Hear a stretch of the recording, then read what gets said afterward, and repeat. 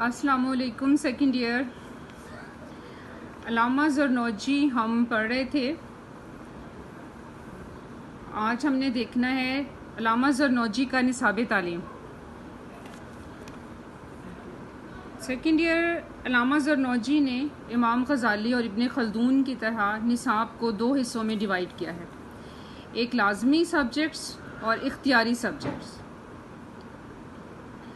लाजमी मज़ामीन में कुरान और हदीस हैं जिनका पढ़ना तमाम स्टूडेंट्स के लिए ज़रूरी है, और स्टूडेंट्स इनकी हैसियत बिल्कुल उसी तरह है जिस तरह आजकल आपकी इस्लामियात लाजमी, उर्दू, इंग्लिश और पाक स्टडीज़ है,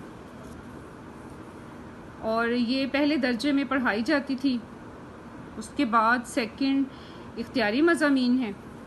इसमें दो चीज़ें इन्होंने रिकमेंड की हैं, फ़िक़्ह, असूल फ़िक़्ह और तिब की तालीम। फ़िक़्ह को ये बहुत ज़्यादा अहमियत देते हैं, और इसकी वजह यह है कि चूँकि अल्लामा ज़रनोजी का निसाब तालीम बेस करता है कुरान और हदीस पर, तो उसके लिए शरीयत का समझना बहुत ज़रूरी है, और फ़िक़्ह से मुराद इस्लामिक लॉ है। फ़िक़्ह को ये इतनी इम्पोर्टेंस देते हैं जैसे इंसानी ज़िंदगी में खुराक और लिबास की अहमियत है। इसके बाद तिब की तालीम है, ये आला दर्जों में दी जाती है। फ़िक़्ह और तिब को इख्तियार करने में तुलबा को आज़ादी है, इसीलिए इन्हें इख्तियारी मज़ामीन कहा गया है। इस सिलसिले में मुअल्लिम तुलबा की मदद करेंगे। ये अल्लामा ज़रनोजी ने स्टूडेंट्स को हिदायत दी है, और इससे समझ आता है कि जिस तरह हमारे यहाँ कैरियर काउंसलिंग का कंसेप्ट है कि सब्जेक्ट्स की सिलेक्शन में काउंसलर जो है वो स्टूडेंट्स की हेल्प करता है, अल्लामा ज़रनोजी ने इस वक्त यही कंसेप्ट दिया है कि इख्तियारी मज़ामीन के सिलसिले में स्टूडेंट्स अपने टीचर से मदद लेंगे। उसके बाद हम देखते हैं कि इनका टीचिंग मेथड क्या है। इनका टीचिंग मेथड हम डिटेल से पढ़ चुके हैं, लेकिन यहाँ तरतीब में दोबारा से आ रहा है, तो मैं शॉर्टली आपको एक्सप्लेन कर दूँ कि इनका टीचिंग मेथड आप जानते हैं कि फुल फ्लैज बेस करता है साइकोलॉजिकल एस्पेक्ट्स पर। तो अल्लामा ज़रनोजी रिकमेंड करते हैं कि तदरीस में जिन चीज़ों का ध्यान रखना चाहिए वो फर्स्ट है उम्र के मुताबिक हो, सेकंड ज़हनी सलाहियत के मुताबिक हो, थर्ड स्टूडेंट्स की दिलचस्पी के मुताबिक हो। और इनके ख़्याल में अगर इन तीन चीज़ों का ख्याल रखा जाएगा तो तालीम में बेहतर नताइज हासिल हो सकते हैं। नेक्स्ट हमने देखना है कि उस्ताद और शागिर्द के ताल्लुकात के बारे में अल्लामा ज़रनोजी क्या कहते हैं।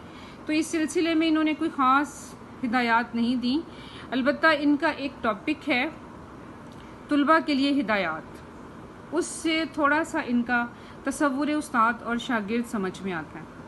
इसमें जो स्टेप्स इन्होंने इख्तियार किए हैं वो कुछ इस तरह से हैं। नंबर 1, उस्ताद का इंतखाब।